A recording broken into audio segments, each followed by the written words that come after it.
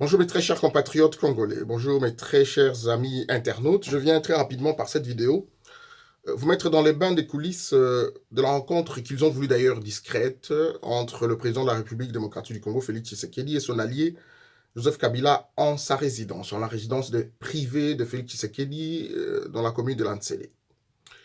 Vous vous souviendra qu'il y a 3 mois, le 12 juin dernier, je vous avais balancé une première vidéo des analyses par rapport à la pomme de discorde, des points de divergence entre Félix Tshisekedi et Joseph Kabila. Et il faut vous souvenir aussi que ça fait environ 3 mois qu'ils ne se sont pas vus depuis qu'il y a eu cette rencontre, dont les divergences persistent jusqu'à présent. Alors, au moment où je fais cette vidéo, et ça, j'interpelle la classe politique congolaise et même l'ensemble des compatriotes congolais, que nous sommes, au moment où vous regardez cette vidéo, nous sommes environ à 1093 jours, 1092 jours du jour où il y aura élection en 2023. Ça veut dire en d'autres termes, pour celles et ceux qui veulent des élections crédibles en République démocratique du Congo, c'est maintenant le moment de forcer et d'obtenir des vraies réformes, tant au niveau de la Commission nationale électorale indépendante qu'au niveau, je vais dire au niveau d'abord des animateurs de la CENI, mais aussi au niveau des lois portant organisation et fonctionnement de la CENI et de la convocation, déroulement et du traitement du processus électoral. Parce que comme je vous ai dit dans cette vidéo que je vous mettrai une fois de plus en lien afin de rafraîchir un peu votre mémoire, au-delà des crises économiques, au-delà des crises, des conflits liés à des guerres de contrôle minier ou des espaces de territoire, les conflits post-électoraux liés à, je vais dire, à la mauvaise organisation des élections sont à la base d'énormément de crises en Afrique subsaharienne. Et donc, en ce qui concerne Joseph Kabila et Félix Tshisekedi, il persiste toujours des fortes divergences. Et qu'aujourd'hui, donc, il y a un combat, une bataille du contrôle de la CENI, la Commission électorale nationale indépendante. Kabila voudrait maintenir son contrôle de la CENI parce que, comme vous le savez, c'est un régime vomi par la population et qu'en temps réel et en toute normalité, Joseph Kabila ne peut pas attendre d'être normalement et régulièrement élu.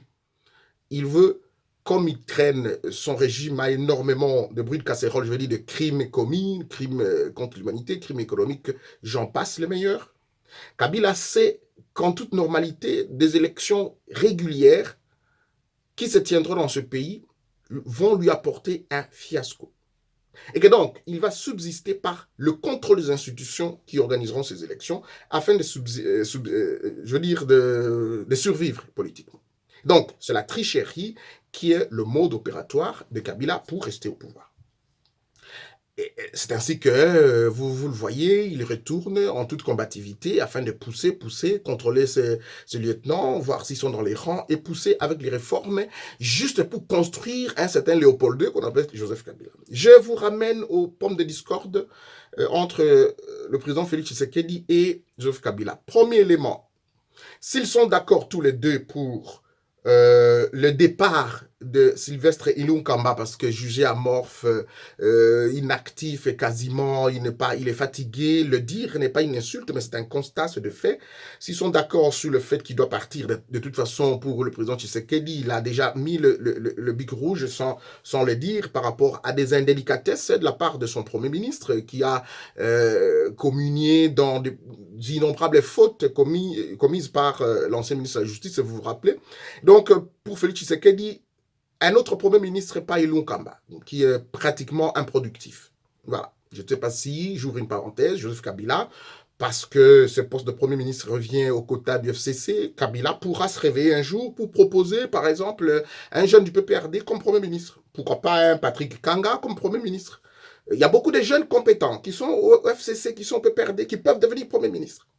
Kabila n'a aucune politique pour la jeunesse, parce qu'il sait que la jeunesse congolaise, même qui sont dans leur rang, c'est la jeunesse révolutionnaire. Mais voilà, là-bas, il n'y a que Kabila Désir, Okozonga Kitioyo, etc. Ben, je ferme la parenthèse très rapidement, mais ils sont d'accord pour le départ du Premier ministre. Mais seulement, le président de la République, Félix Tshisekedi, voudrait obtenir 50% des quotas de portefeuille. Ça veut dire qu'il veut contrôler 50% des ministères.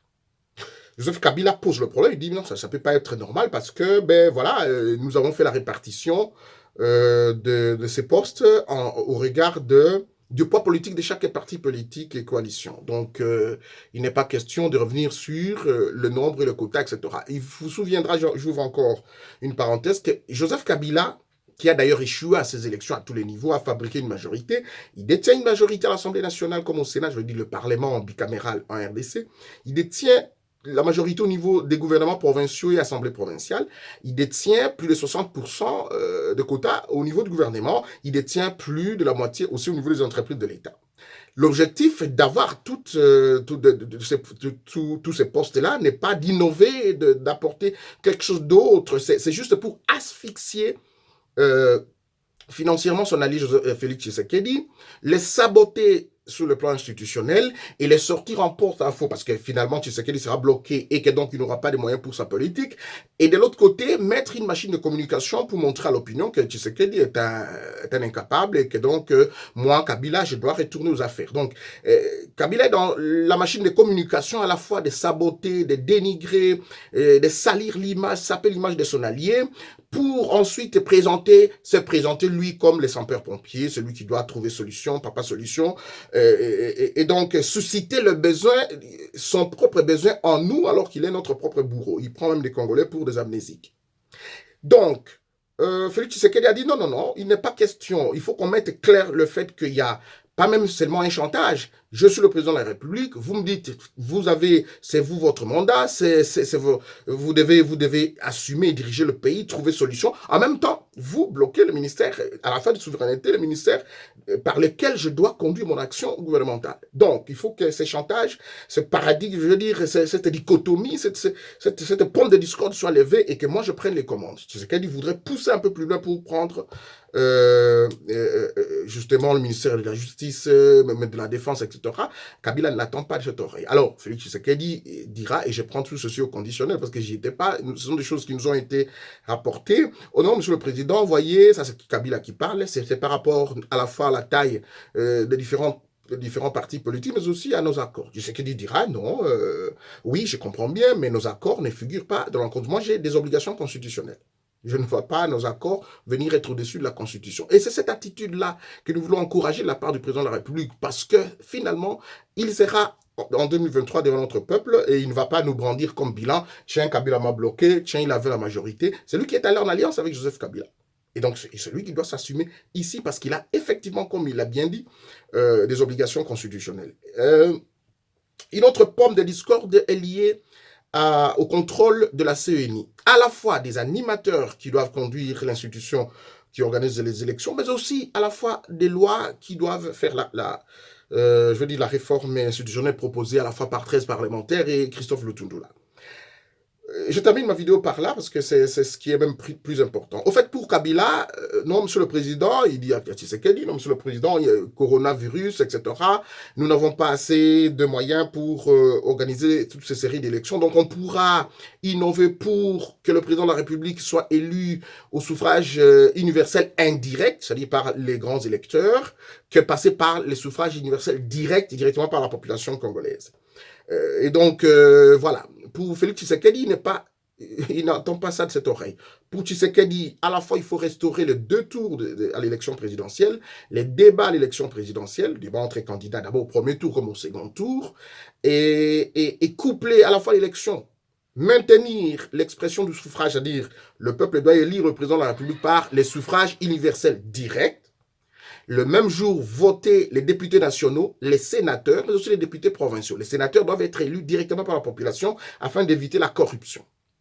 Donc voilà la pomme de discorde. Et puis ils ont évidemment discuté des questions de certaines ordonnances prises par le président de la République, à la fois pour la nomination de certains juges, mais aussi au niveau de l'armée, parce que pour Joseph Kabila, il estime que son allié a violé la Constitution.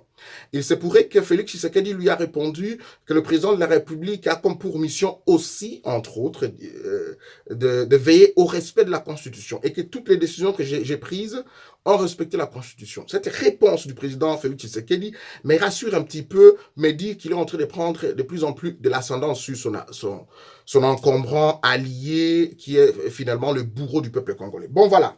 La véritable vérité, si vous permettez cette tautologie, réside à ces différentes pommes de discorde. Et nous allons voir l'attitude des uns des autres dans les jours qui viennent par rapport à cette question.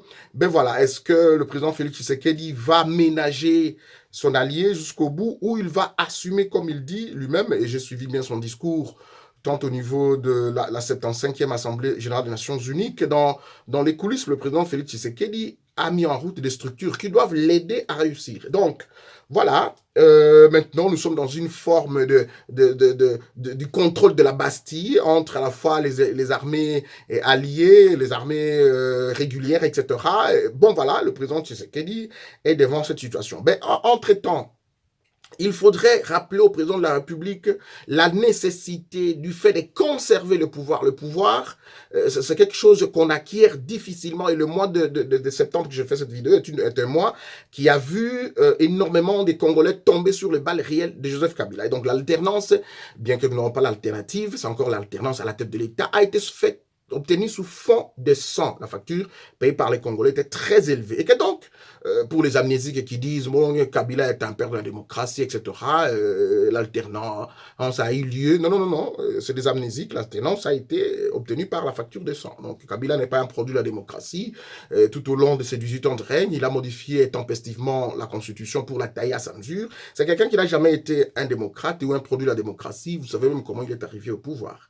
Donc, nous sommes dans un contexte où, effectivement, le président de la République doit déployer à la fois sa machine pour profiter du fait qu'il est au pouvoir et implanter son parti, mais à la fois avoir un bureau d'études stratégique qui lui propose des stratégies afin de conserver le pouvoir, élargir sa majorité présidentielle. Kabila a la majorité parlementaire, mais lui, il doit avoir la majorité présidentielle. Voilà. Et donc, ce sont des éléments importants que nous soumettons à l'appréciation du président de la République et nous verrons les attitudes des uns des autres dans les prochains jours. Mesdames, Messieurs, merci. Rendez-vous au prochain numéro.